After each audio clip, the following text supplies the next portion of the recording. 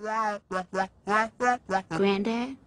Granddad! I'm sorry, boy. What was that? I just explained the entire history of Christmas. But it was boring,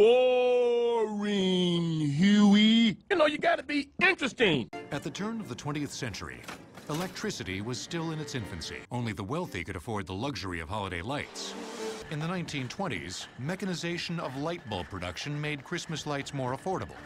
Companies experimented with bulb sizes, shapes, and textures in an attempt to give the customer variety. And in 1946 came a real Christmas sensation. Like the holiday light sets of Christmas past, bubble lights came attached to sockets and wiring. While they were easy to hang, series wired light sets had one infuriating fatal flaw. If just one bulb failed, the whole strand went dark because the electric circuit was broken. The solution to this big problem is a little mechanism, the shunt. Each bulb in a series has a coated or anodized aluminum wire wrapped around the base of the posts that support the filament.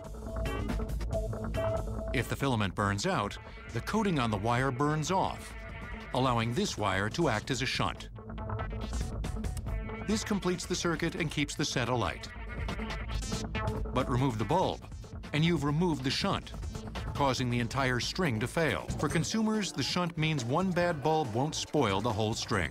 At New York State's Corning Museum of Glass, craftspeople recreated the traditional ornament-making methods of centuries past. So this is the blowpipe. It's a stainless steel tube, and I'm going to gather a little bit of glass on the end of it. Now I hold it straight down, and I'll spin a couple of times to elongate the glass, and now back into the furnace.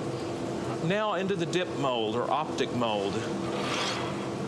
So I lower it in and blow hard and come out, and there are the ridges. I'm going to spin this to elongate it, hold it with the diamond shears, twist, cut off the excess, and blow hard.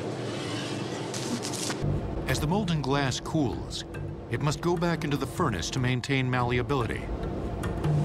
Back to the bench, and now I'll break it off the blowpipe and form the suspension loop and whack it, and it breaks right off.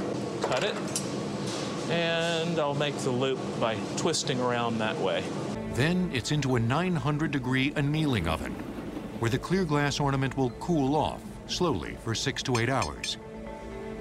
If you want a colored glass, you simply add typically a metallic oxide. The most common, best known one is cobalt oxide, which colors the glass blue. If you add copper, you can get a greenish blue kind of aquamarine color.